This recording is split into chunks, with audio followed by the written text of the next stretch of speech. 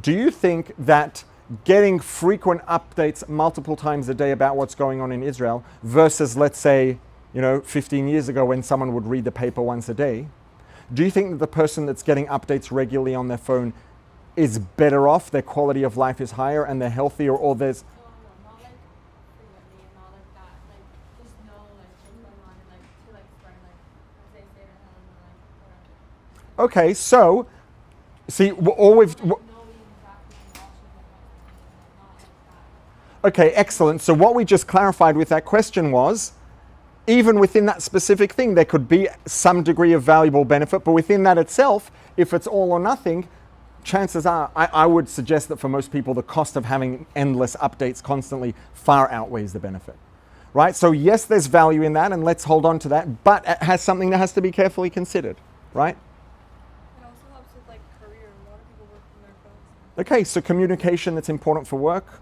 yeah?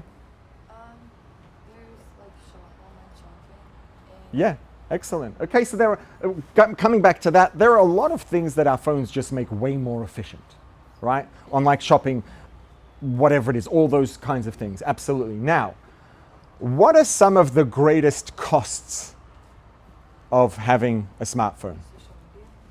What are the social media? I wouldn't say is a cost, it's a thing that has a cost. What's the cost of social media? And what's the cost of that? What impact, what does it do to your, say that again? Okay, excellent. It's very distracting. Extremely time consuming. Takes away from? Living in the present. Excellent. Excellent. It makes us notice what other people have that we don't, and just creates negative emotion that didn't have to be there because we didn't have to know. It doesn't help anyone. Right, comparing ourselves.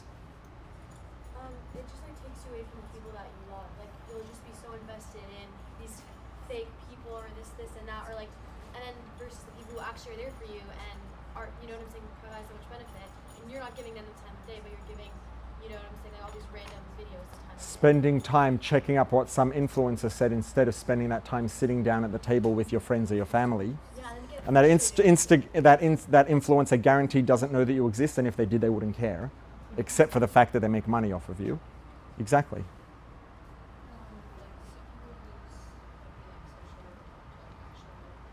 Say that again, louder. People like use kind of like talk to real people. Yes, human interaction gets lost. Of it being anonymous, so it could actually physically get dangerous for you, and like you don't know what's behind whoever you're talking to. Right, so here we're already talking not just about negative, we're talking about outright dangerous. Absolutely. Not getting stuff done and like wasting time like for hours on this and like feeling like I'm using productive. Yes, absolutely. Or like what they said earlier, like instead of like Yeah, right. Did you have in the back row? No? also it takes away sleep. Yes.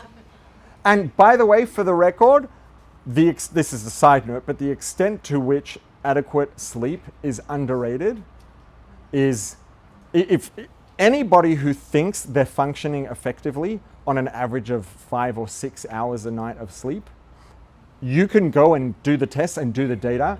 That's only because you've done it for so long, you forgot what functioning effectively looks like. It's real. It affects your health. You can measure things in the blood that are off when people don't get enough sleep after one night, let alone regularly.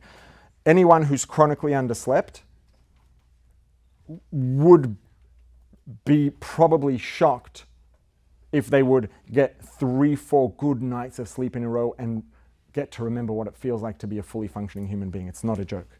I struggle with it. I struggle to get enough sleep. Again, I'm not talking down to you, but I want you to be aware. Is it like bad to get like an average like 7 hours of sleep like on the weeknights and like 11 hours? I don't want to get any further out in the weeds on this, but 7 hours probably for most people is the bare minimum of what might be adequate.